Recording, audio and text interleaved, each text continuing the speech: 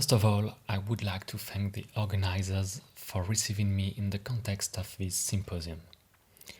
I also would like to thank the Van Abbe Museum for allowing me to use the pictures from the No Ghost Just a Shell project, which is now part of their collection. So let me introduce myself quickly. My name is Simon Zara. I'm an artist researcher, a PhD student in Lille University, and also an assistant teacher and researcher at Strasbourg University. My communication is called the latent image, mutation, potentiality, viscosity.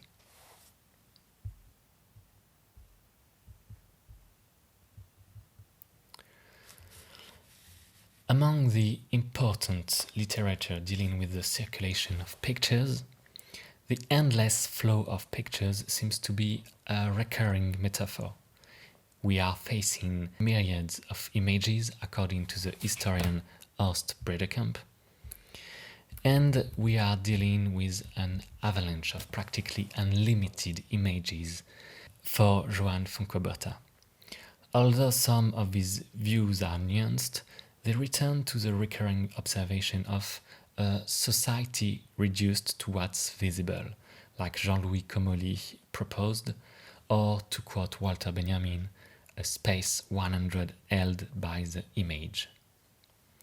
Of course, some theorists do not share this metaphor of fluidity and point out its limits. By concentrating on the materiality of this circulation, for example. Faced with the methodological impasse of this alarmist discourse, there appears to be a need to develop an effective method of analysis. My discipline being that of the visual arts, I then focused on certain works, artistic proposals, and exhibitions exploring this condition of visual culture. As for the American historian W.J.T. Mitchell, it is a question of avoiding the trap of the theoretical iconoclasm, the double denunciation of the consistency and the inconsistency of pictures, or the sterile criticism of a world merged with pictures. Investigating image fluctuation can only reconduct a generalist view if it isn't anchored in any material, historical, technical and social context. This is why I will focus on a moment of the image in order to reconfigure the understanding of this phenomenon from a situated point of view. The visual objects circulating through these iconic networks seem to be in perpetual mutation. They reveal themselves in stages, change status, property, substance, sometimes emancipate themselves from their original author, but above all, no longer respond to the need to exist in a finite form. This is why I propose the concept of latent image to name them. Borrowed from the vocabulary of analog photography, the latent image is an invisible picture carried by a sensitive surface exposed to light, which requires a treatment to become apparent. Rather than a typology of pictures, I will concentrate on a certain mode of existence of images. The latent image could thus be defined as an indeterminate state, that moment during which all potentialities are still open. An image that would be defined not when it is observed by a viewer, but by possibilities that exist simultaneously. The method that I would like to explore is not designed to analyze a large corpus of pictures. It could even seem disconcerting, because I start from the fact that the object studied is beyond me and that my study is part of its evolution. This is not an admission of failure or a compromise, it's a question of not receding before such a complex, multidimensional phenomenon as image circulation, of seeking a balance between a reading that would give too much power to images and another that would treat them only as data or objects limited to their surface.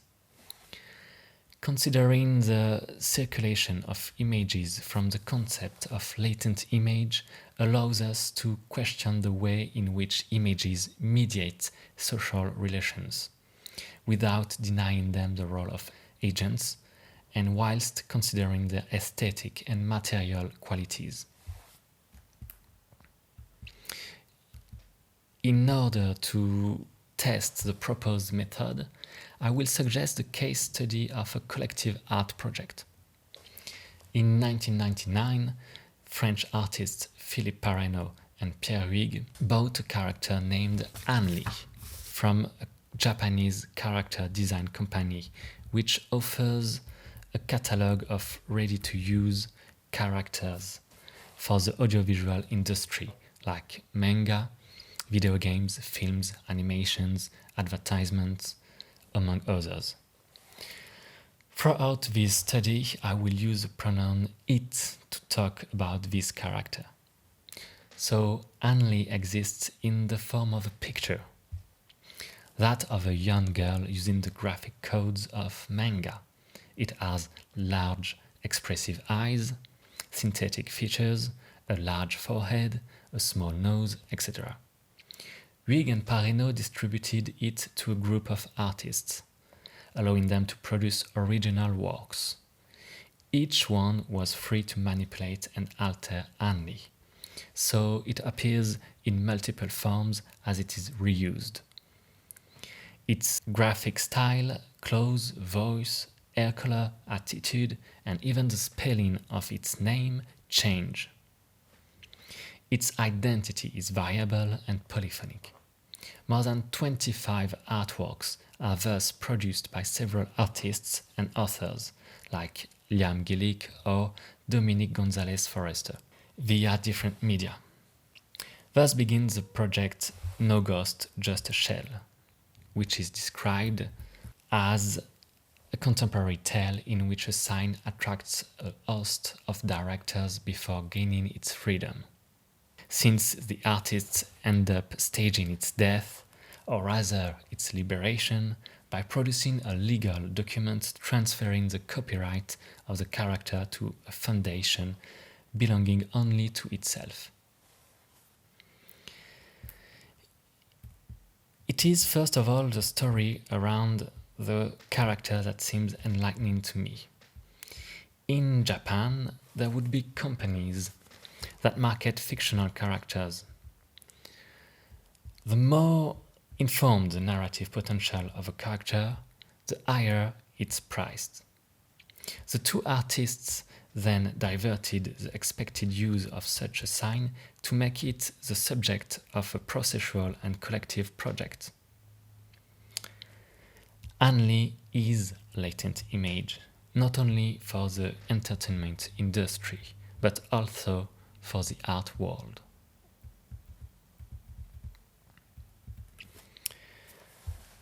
One of the specificities of Anli is its fluctuating states. Anli changes appearance, voice actor, authors, medium, etc. From anywhere out of the world, which is one of the very first works dedicated to it, Anli tells us that it has been redesigned by showing us its first design, like we can see in this picture. From 1999 to 2002, the picture is distributed among dozens of artists and designers in the form of a digital file. We could be tempted to qualify this project as a precursor of certain current practices of picture circulation. Moreover, during an interview, Huyghe declares, and I quote him, "I work with contamination, propagation of things, what is permeable, porous." End of quote. This vocabulary is not without recalling the one used to theorize the phenomenon of the meme. As early as 1976, Richard Dawkins described it as the cultural counterpart of the gene. According to him, the meme would be a media virus capable of self-replication, a vehicle for infecting another mind and reproducing itself. But, as the researcher Henry Jenkins suggests, memetics misses its target to explain the phenomena of cultural circulation and assimilation. We would have to consider two elements. First, the agency of human actors, and second, the specificities of the medium within which the ideas circulate. Let us then set aside organic analogies and analyze the project from the individual and collective choices of the artists involved. In her book Girlhood and the Plastic Image, theorist Heather Warren Crow offers a political critique of the project by deconstructing the savior qualities lent to Huyghe and Parreno. She gives an alternative point of view. Two white men kidnap a Japanese teenager to keep her safe within the European Union and the framework of contemporary art. They share her with a group of mainly European artists before silencing her. A deliberately provocative approach emphasizes the Eurocentric and neo-colonialist dynamics of the artistic process. This reading is moreover reinforced by several critics. Shifting our analysis from the model of the media virus to that of the agency of actors allows us to reveal underlying political stakes that quantitative and aesthetic analysis would not have allowed. We could retort that this project remains within a fictional framework. But it is indeed the relation of Huyghe and Parreno to the image that seems problematic. As Maxime Boisdy and Stéphane Roth remind us, and I quote them, images and the ordinary relations we have with them are the product of historical power relations that remain operative. Thus, the displacements and transformations of Anne Lee allow us to understand what several theorists have formulated, namely that the image is traditionally treated as an otherness to be colonized, by default female. The choice to seize a picture of an Asian girl does not seem trivial, nor does its mode of circulation. I would like to dwell on the transformations of the image. This one seems indeed to mutate. The term of mutation could seem out of place after the questioning of the organic analogies. Indeed, the image does not have self-replicating property. It cannot mutate by itself. I join here Jean-Michel Durafour, for whom, and I quote him, "There is no mutation of images. There are only images by various regimes of mutations." End of quote. It would be necessary for us to describe the regimes of mutation, that is to say, the forces in play, the authors, the owners, or the environment of the image, among others. Looking at the body of work in the official project, one aesthetic seems predominant, that of the alien. Anne Lee no longer has pupils. Its face has elongated, its skin has taken on a greyish hue, and its melancholy expression has faded into sketchy three-dimensional modeling. It is closer to the visual trope of the alien than that of a sad little girl. These aesthetic choices might even signal a form of double alienation. Anne Lee is the other, but it also becomes alien to itself.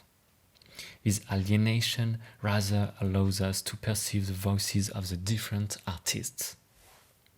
However, Anli is not simply the image of a little girl. It is a character who conforms to the conventions of manga. In a short text, anthropologist Rachel Thorne returns to Western misinterpretation. As European readers, we tend to perceive manga characters as Caucasian figures. This bias would come from our Eurocentric system of representation and meaning.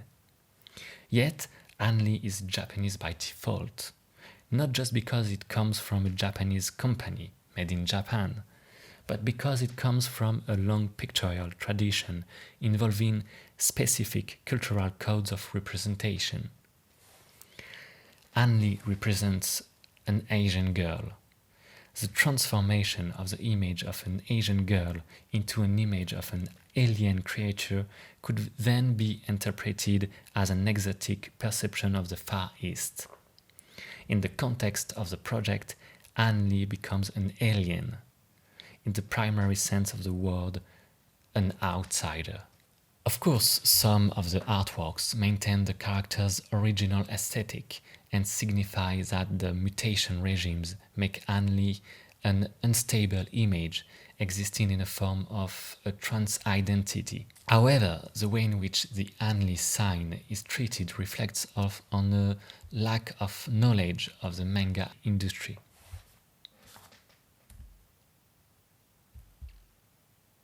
In his notes, Parreno offers a pertinent commentary. According to the artist, manga narratives are based on characters in order to save time in mass production. He thus highlights a phenomenon called media mix, which the researcher Mark Steinberg designates as a multiplication through various media of a same character.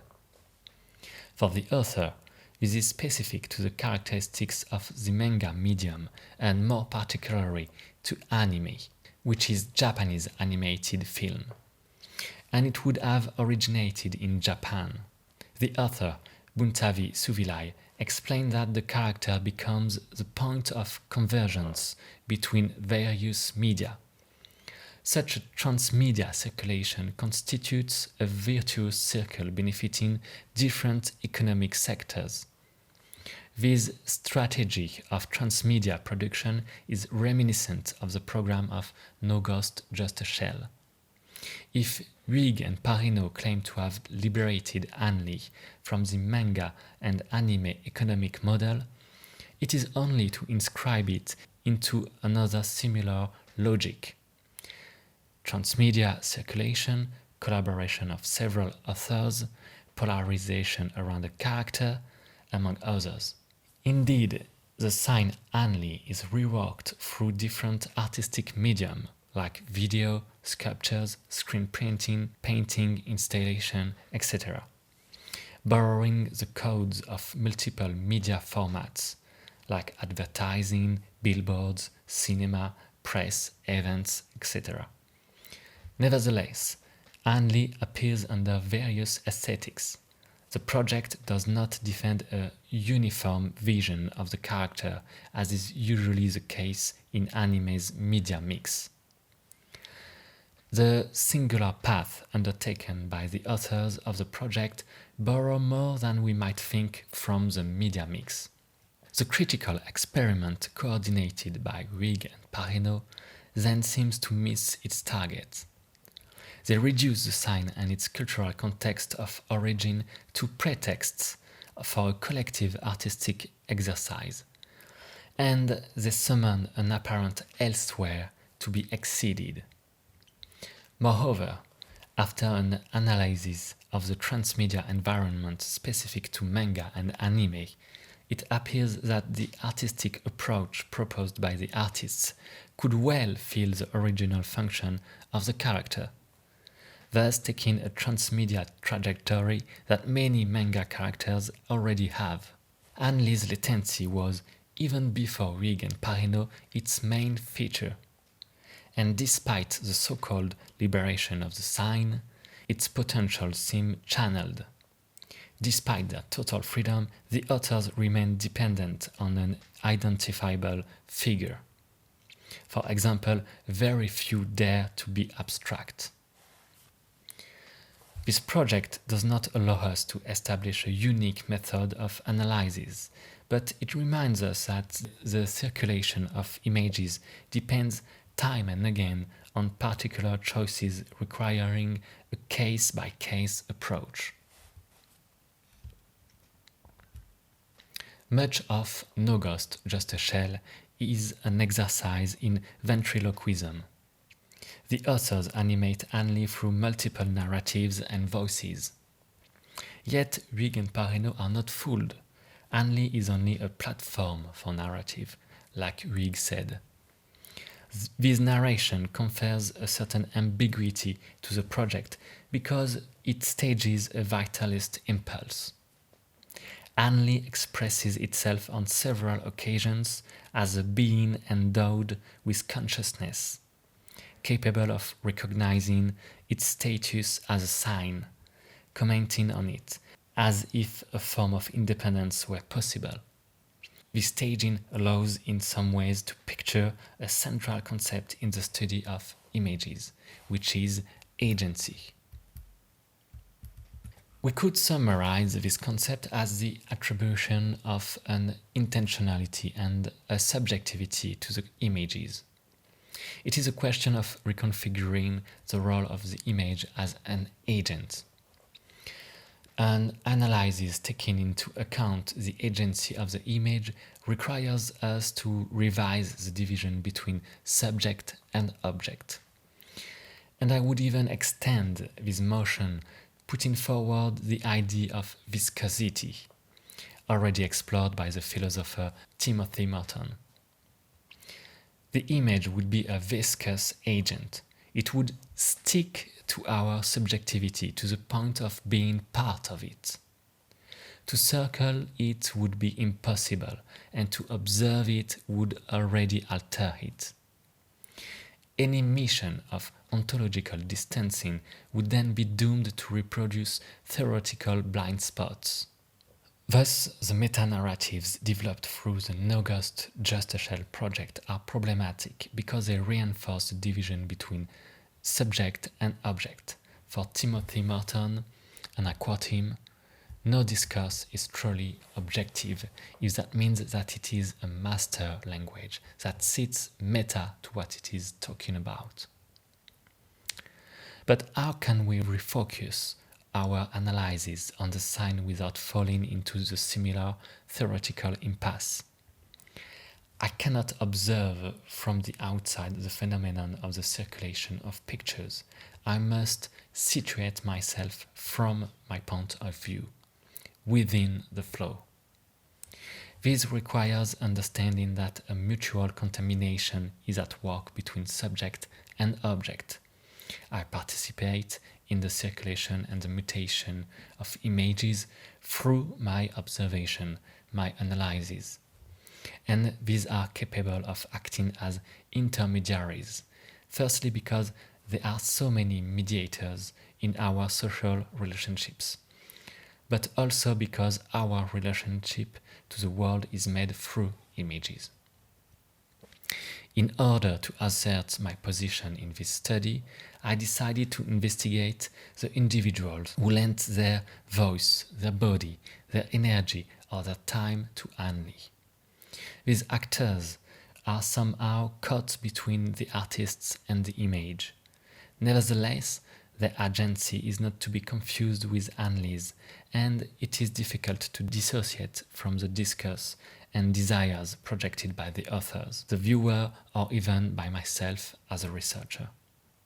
This is why I decided to conduct a series of interviews in a field setting, in an attempt to listen to Hanley bypassing the official or validated comments for the project. What does this sign tell us through its silent zones, the backstage of its creation, its off-screen? If the No Ghost, Just a Shell project reconducts relationships of social domination over a sign, as Warren Crow suggests, It seemed important to me not to apprehend the human actors involved in the project as passive or subordinate elements. In many films, these individuals, like models, performers, voice actors, they lend their voice to Anli. But isn't this still ventriloquism? Giving them a voice seemed necessary to me, and perhaps this act would bring me a little closer to Anli, knowing that I would never be able to exhaust it ontologically. I still wished to draw the contours by looking for its faults. If it is difficult to disentangle what Anli is from what others express about it or through it, at least I can define what it is not. To my knowledge, there is no such interview.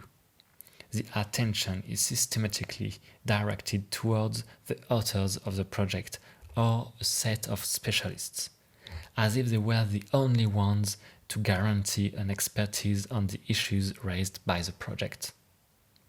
I am currently in the process of conducting these interviews, and therefore I cannot yet process the results.